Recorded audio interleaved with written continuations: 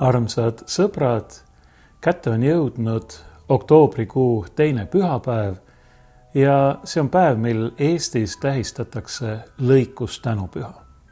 Lõikustänupüha evangeeliumi me leiame sel aastal Luuka evangeeliumi 12. peatükist ja see kõlab nõnda. Keegi rahva seast ütles Jeesusele: õpetaja, ütle mu vennale, et ta jagaks päranduse minuga. Jeesus ütles talle: inimene, kes mind on seadnud teie üle kohtumõistjaks või jagajaks? Ja ta ütles neile: vaadake ette ja hoiduge igasuguse ahnuse eest, sest külluseski ei olene kellegi elu sellest, mis tal on. Ja Jeesus rääkis neile ka tähendamissõna. Ühe rikka mehe põllumaa oli hästi vilja kandnud ja ta arutas endamisi: mis ma pean tegema? Mul ei ole kohta, kuhu oma vilja koguda. Ja ta ütles: seda ma teen. Ma lõhun maha oma aidad ja ehitan suuremad ning kogun sinna kõik oma vilja ja muu vara ning ütlen oma hingele: hing, sul on tagavaraks palju vara mitmeks aastaks. Puhka, söö, joo ja ole rõõmus. Aga Jumal ütles talle: sina arutu. Sel samal ööl nõutakse sinult su hing. Aga kellele jääb siis see, mis sa oled soetanud? Nõnda on lugu sellega, kes kogub tagavara iseenese jaoks, kuid ei ole rikas Jumalas. Kui Eestis tähistatakse lõikustänupüha oktoobrikuu teisel pühapäeval, siis siin Los Angelese koguduses me tegime seda juba nädal aega tagasi, oktoobri esimesel pühapäeval, nii nagu seda tehakse näiteks Saksamaal. Aga meie ei teinud seda mitte sellepärast, et Saksamaal on lõikustänupüha oktoobri esimesel pühapäeval, vaid sellepärast, et nii oli meie kogudusele sobilik, kuna seoses selle pühaga me peame alati ka koguduse iga-aastast suvepäeva. Jah, tundub ehk kummalisena oktoobri alguses suvepäeva pidada, aga ilmaolud on siin maal selles paigas just niisugused, et see on kõige sobivam aeg. Lõikustänupüha jumalateenistusel nädal aega tagasi ma lugesin ühe hümni või ühe poeemi, mille on kirjutanud juba rohkem kui 800 aastat tagasi üks Itaalia pühak, väga armastatud pühak, nimelt püha Franciscus Assisist. Selle poeemi või hümni nimi on Päikeselaul või laul, hümn, vend päikesest. Ma loen selle tänase mõtiskluse alguseks ette, nii et need, kes olid nädal aega tagasi meie koguduse suvepäeval, kuulevad seda juba teist korda, teised võib-olla aga üldse esimest korda oma elus. Selle on tõlkinud eesti keelde Johannes Aavik ja see on ilmunud ühes raamatukeses, mille nimi on Püha Franciscuse lillekesi aastal 1936. Nii et kui eesti keel tundub veidi vanamoodsena, siis see tuleneb just sellest. Aga algselt oli see hümn kirjutatud muidugi itaalia keeles. Niisiis püha Franciscus laulab nõnda. Ülim, kõikvõimas, hää issand, sina oled väärt saama kiitust ja ülistust, au ja igat õnnistust. Sinule üksi kõige kõrgem kuuluvad need ja keegi pole väärt sind nimetama. Kiidetud ole sina, mu issand, kõigi oma loomenditega, eriti õilsa päikesega, meie vennaga, kes meile valgust andes uuendab päeva. Kui ilus ja särav ta on.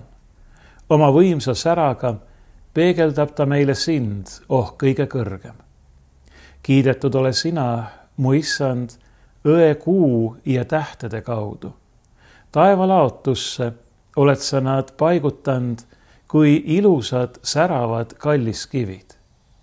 Kiidetud ole sina, mu issand, meie venna tuule kaudu ja õhu, pilvede, ilma kaudu, olgu see selge või sünge, millega sa edendad kõige kasvamist, mis sa oled loonud.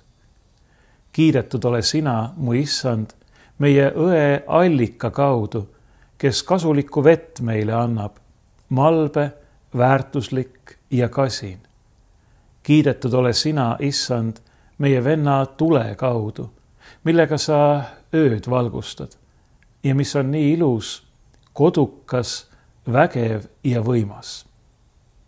Kiidetud ole sina, mu issand, meie õe ja ema maa kaudu, kes meid toidab ja kannab ja mõnesuguseid vilju meile annab ja kirjusid lilli ja rohtu. Kiidetud ole sina, mu issand, nende kaudu, kes andeks annavad armastusest sinu vastu ja kannatlikult taluvad haigust ja raskusi. Õndsad on need, kes ootavad rahus, sest sina, kõige kõrgem, ükskord kroonid nad.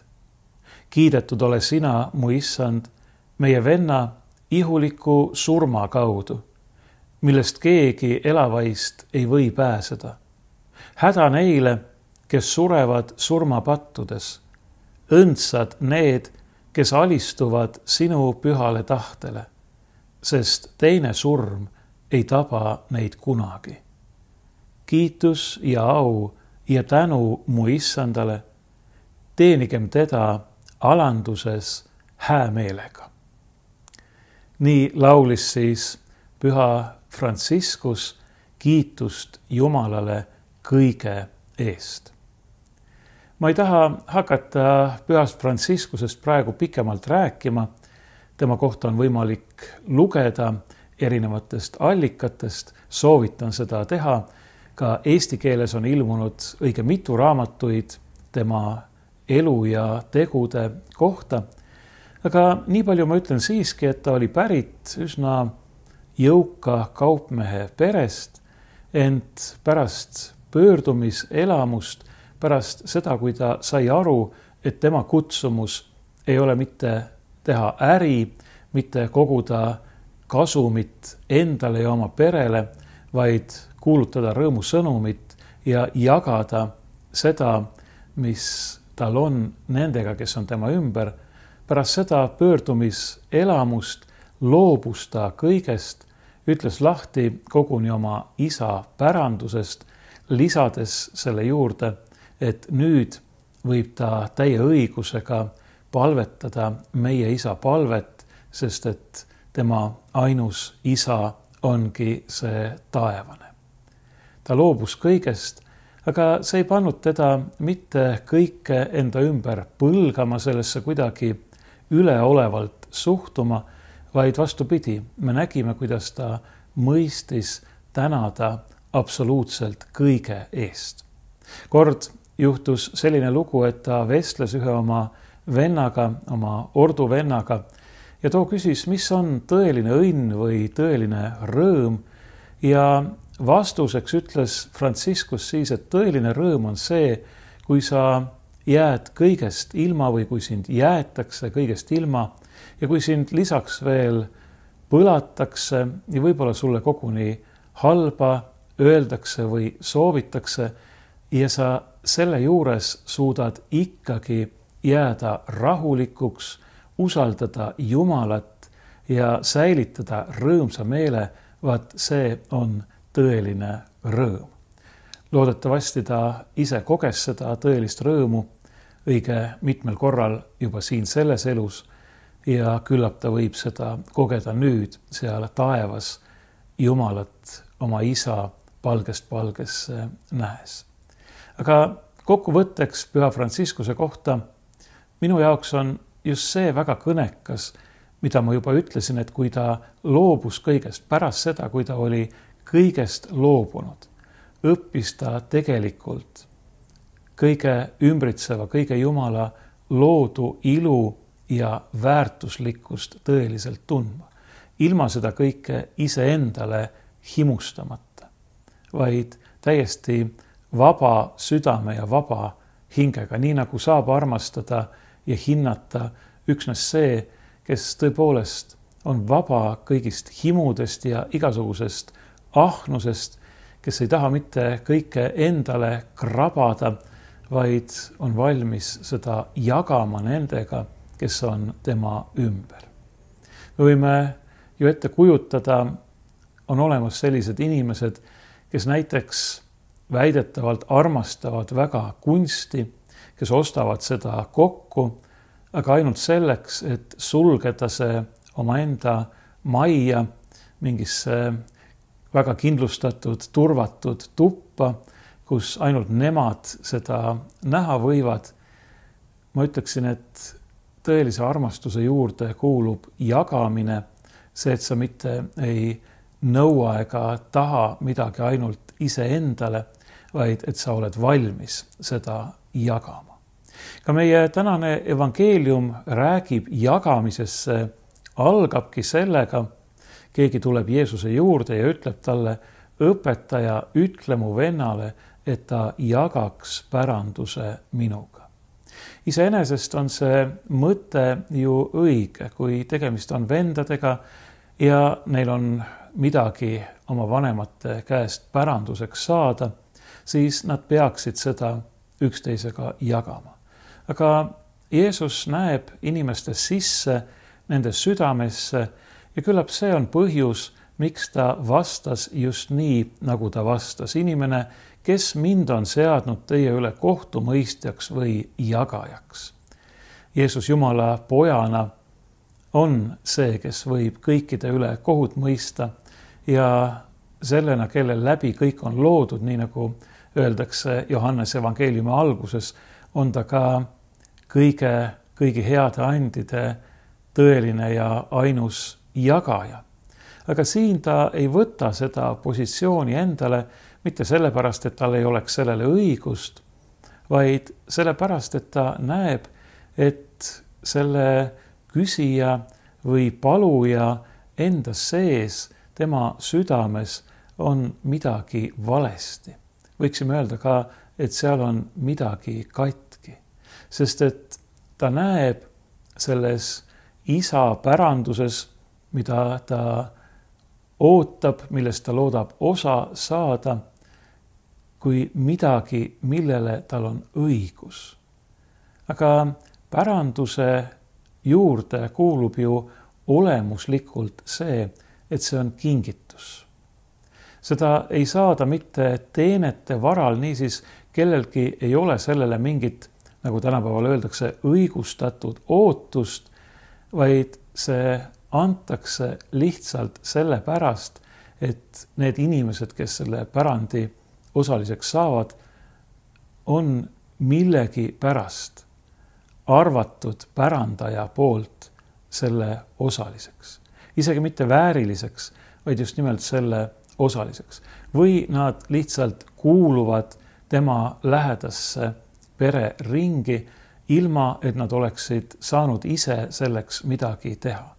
Ja see tähendab, et pärandus on alati põhimõtteliselt midagi teenimatut. See on kingitus ja seda ei saa nõuda.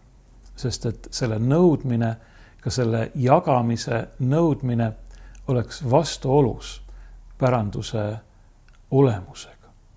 Sellega on täpselt samamoodi nagu igasuguste muude kingitustega. Jah, me teame, et lapsed ootavad kingitusi ja vahel koguni nõuavad neid, aga eks me püüa juba väikestelegi lastele õpetada, et kingitus on midagi teenimatut ja see tähendab, et seda ei saa ka nõuda. See tuleb tänuga vastu võtta kui midagi, mis on justkui peale kauba. See ei ole midagi sellist, mille keegi oleks ära teeninud. Ja niipea, kui sa hakkad seda nõudma, niipea sa tegelikult lähed vastuollu selle kingituse enda olemuse ja mõttega ja sellega sa väljendad oma isekust. Tegelikult võiksime öelda ka oma rikutust. Kõik see, mida me eluks vajame, iseäranis kõige tähtsam, see elu ise, see maailm, kus me elame, õhk, mida me hingame, vesi, mida me joome ja nõnda edasi, kõik see on meile kingitud. Ja see on teenimatu arm, mida Jumal jagab kõigile, küsimata, millised nad on. Nii nagu Jeesus ütleb, et taevane isa laseb oma päikest paista ja vihma sadada ühtviisi nii õigete kui ülekohtuste peale. Ja me võiksime öelda, et see iseenesest oleks justkui ebaõiglane ja ülekohtune, aga ei, see ei ole, sest see kuulub Jumala enda olemuse juurde. Jumal on armastus, Jumal on see, kes tahab jagada ja jagab oma õnnistusi ja see kuulub ka tema andide, tema kingituste olemusse. Kingitus ei ole kunagi midagi ära teenitut. Ja just sellepärast Jeesus jutustab vastusena sellele mehele, kes palub, et ta ütleks tema vennale, et too jagaks päranduse temaga, tähendamissõna sellest rikkast mehest, kes lisaks sellele, mis tal juba on, saab veel ülevoolava kingituse osaliseks ja justkui näib arvavat, et tal on sellele õigus. Et tal on õigus see iseendale hoida, ehitada suuremad aidad ja see, mis tal on, sinna varjule panna ning seda siis ise nautida. Jah, see on meie maailma mõtteviis, aga sellise mõtteviisi najal ei saa see maailm kuigi kaua püsida. See maailm vajab neid, kes on valmis jagama ja kuna neid on läbi aegade olnud, siis me oleme selles kohas, kus me parajasti oleme. Me võime tegelikult siin mõelda kõikvõimalike asjade peale. Kas või näiteks tehnilise ja teadusliku arengu peale, kui need, kes on teinud teadusavastusi, oleksid selle kõik ainult iseendale hoidnud, need, kes on mõelnud välja mõne uue tööriista või teinud mingi tehnikaalase avastuse, kui nad oleksid selle vaid iseendale hoidnud, siis oleks kõik see sinna paika jäänudki. Mulle tuleb meelde praegu, et kui ma kunagi käisin üsna tihti Rootsis, siis ma külastasin seal ka ühte eestlast, kes oli sinna sattunud pärast teist maailmasõda või teise maailmasõja ajal ja tema pakkus mulle alati suurepärast magus haput leiba. Ja ma küsisin tema käest, et kuule, anna mulle selle leiva retsept, sest ta ise tegi seda.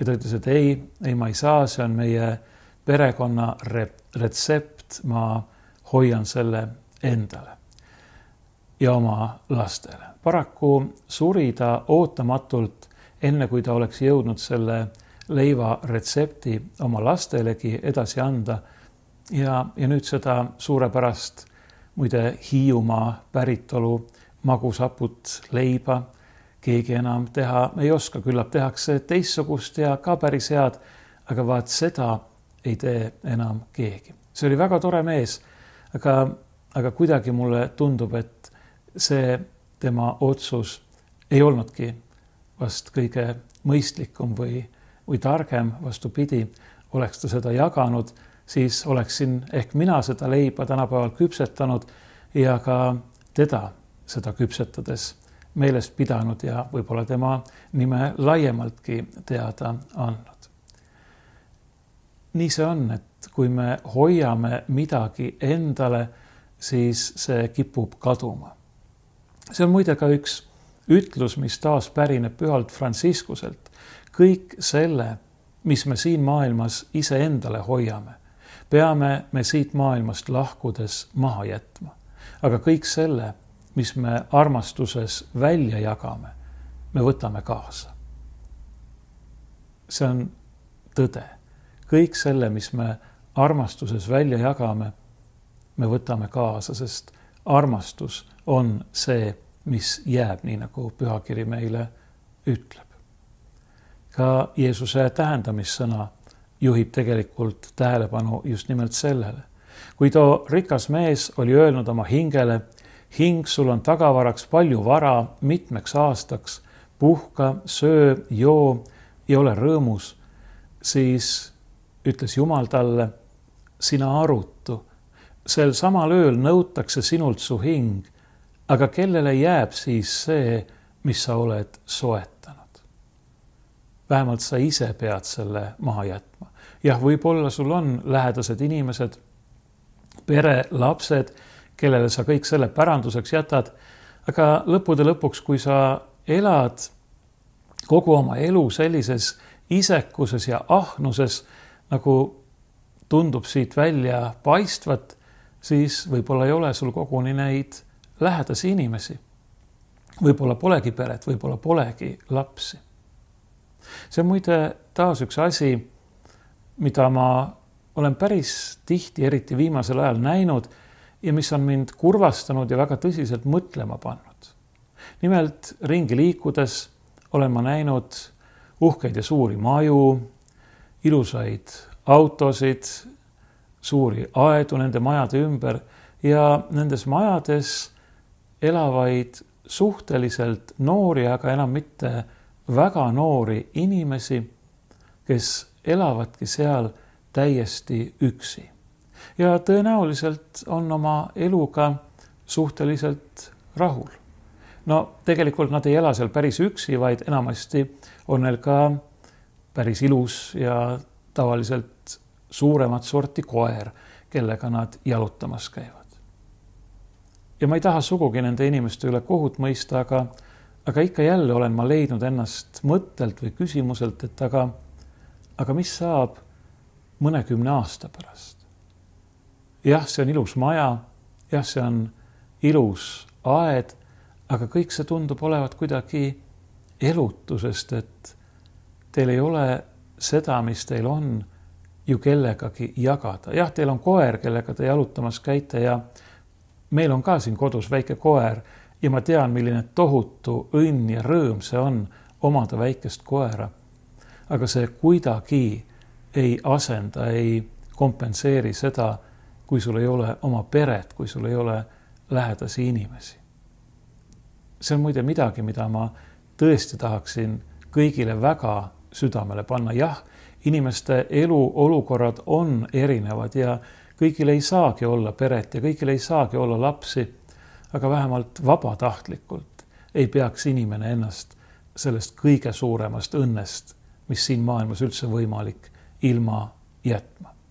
Noh, juhul muidugi, kui ta ei leia seda sama õnne ja rõõmu täielikus pühendumises Jumalale, nii nagu püha Franciscus, aga nii nagu need Franciscuse lood näitavad, see ei tähenda kindlasti mitte inimestest eemaldumist, kõigele selja pööramist ja kõige peale üleolevalt või põlgusega vaatamist, vaid vastupidi. Püha Franciscus, ta elas vendade keskel ja õdede keskel ja ta jättis endast väga palju, mitte ainult neile, vaid kogu maailmale. Ja ta oskas hinnata iga väiksematki asja enda ümber. Ja nüüd me jõuame selle püha juurde, mida täna Eestis tähistatakse, lõikus tänu püha juurde. Vahel nimetatakse seda ka lihtsalt lõikuspühaks, aga minu meelest see tänu seal selle sõna kesksel kohal on möödapääsmatult oluline. Sest et see, mida meil on võimalik lõigata ja me mõtleme siin kõigele sellele, mida me eluks vajame, see on Jumala arm ja õnnistus. See on Jumala kingitus, mis tuleb tänuga vastu võtta. Ja kui me ei oska olla tänulikud, siis me muutume isekaks, siis me hakkame nõudma, siis tuleb meie südamesse ahnus ja kadedus ja lõpuks isegi kurjus või selline kuritahtlikkus teiste suhtes, kellel justkui on rohkem kui meil, kuigi meie peaksime seda rohkem väärt olema. Küllap me teame neid tundeid ja olukordi, kas isiklikult või enda ümber vaadates, hoidku Jumal meid selle eest ja kinkigu meile südamesse tänulikku meelt, et me tõesti oskame seda, mis meile osaks saab, niimoodi vastu võtta, et see tuleb meile õnnistuseks, mitte nuhtluseks. Ja see tähendab, et me peame olema valmis ka seda, mis meile kingitakse, jagama, sest et tõeline õnnistus on ainult see, mida me oleme valmis ja suutelised edasi andma. Me peaksime saama justkui teatud mõttes õnnistuse kanaliteks. Jumal õnnistab meid ja meie kaudu jõuab see õnnistus nendeni, kes on meie ümber.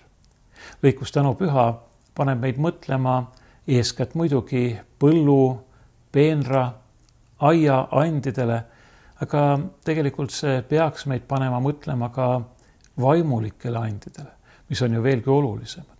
Ja kõige kallim vaimulik and on see, et Jumal on maailma nõnda armastanud, et on andnud oma ainusündinud poja, et ükski, kes temasse usub, ei hukkuks, vaid et tal oleks igavene elu. See on kõige suurem kingitus, see on ka kõige suurem õnnistus ja ka seda kingitust, ka seda õnnistust me oleme kutsutud jagama nendega, kes on meie ümber. Sest siis saab isegi, nii nagu selles Püha Franciscuse hümnis, ihulik surm meile õnnistuseks. Sest see tuletab meile meelde seda, et meie aeg siin maailmas on piiratud, aga ometi on see Jumala imeline kingitus meile selleks, et me võiksime õigel viisil valmistuda igaviku tarvis. Franciscus ütleb, häda neile, kes surevad surmapattudes, õndsad need, kes alistuvad sinu pühale tahtele, sest teine surm ei taba neid kunagi. Jumal on kinkinud oma poja, et me ei peaks surema patus. Jumal on kinkinud oma poja, et teine surm, igavene surm ei teeks meile mitte midagi, vaid et me võiksime pärida igavese elu, õnne ja kirkuse taevas. Kas panite tähele, ma kasutasin sõna pärida, et võiksime pärida. See on Jumala kingitus. Ja me ei peaks mitte mõtlema sellele, kuidas nõuda kelleltki justkui meile kuuluva päranduse jagamist meiega, vaid me peaksime ikkagi mõtlema esiteks tänuga selle peale, et Jumal on meid oma pärijateks teinud ja teiseks, kuidas me saame seda pärandit ise jagada. Mitte ei ootaks, et keegi meiega midagi jagaks, vaid kuidas me saame ise seda jagada nendega, kes on meie ümber. Et me ei oleks mitte nagu need, kelle kohta Jeesus ütleb, et nad koguvad tagavara iseenese ainult enda jaoks, olgu siis tegemist kas maiste varadega või arvatavate taevastega, vaid et me oleksime rikkad Jumalas. Ja rikas Jumalas on ainult see, kes on valmis tema pärast vaeseks saama. See tähendab kõik selle õnnistuse, mille osaliseks ta on saanud, edasi andma. Seda nendega jagama, kes on tema ümber. Siis oled sa tõeliselt rikas. Siis oled sa tõelise rõõmu osaline. Siis oled sa õnnis ja siis oled sa Jumala pärija. Selle Jumala pärija, kes jagab kõigile oma mõõtmatust, heldusest ja armastusest.